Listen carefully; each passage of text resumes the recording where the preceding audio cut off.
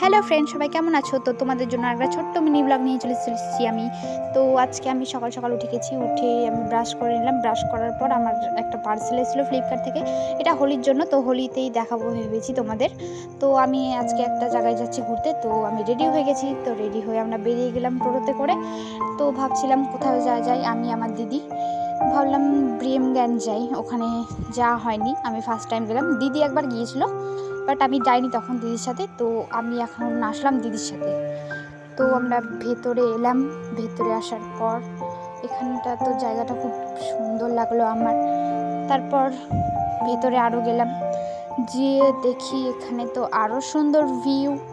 তো এগুলো আমরা ঘুরছিলাম জায়গাগুলোতে, ঘুরছিলাম। ঘুরে টুরে আমি আমার দিদি তো রিলস বানাচ্ছে। তারপর এখানে অনেক সুন্দর সুন্দর ফুলও ছিল, ফুলগুলো দেখতে জায়গাটাও খুব সুন্দর। তারপর এখানে সুইমিং পুলও ছিল, বাট ওখানে কাজ চলছিল, তো আমরা স্নান তো করতে পারলাম না।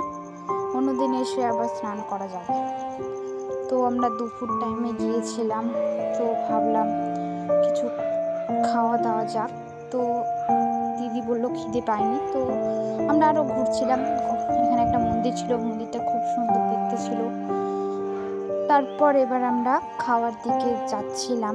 এখানে ঠাম্মির হেসেল ছিল রেস্টুরেন্টটা, অনেক সুন্দর দেখতে। তো আমরা থালি অর্ডার করেছিলাম, যেহেতু শনিবার গিয়েছিলাম তাই জন্য ভেজ নিয়েছিলাম। তো ভেজ থালির মধ্যেও অনেক কিছু আইটেম ছিল। তো ডাল আর পোলাওটা দিয়ে আমি খাচ্ছিলাম, খেতে বেশ ভালোই। তারপর আমরা খেয়ে নিলাম আমি আমার দিদি। তো এখন বাড়ি যাব।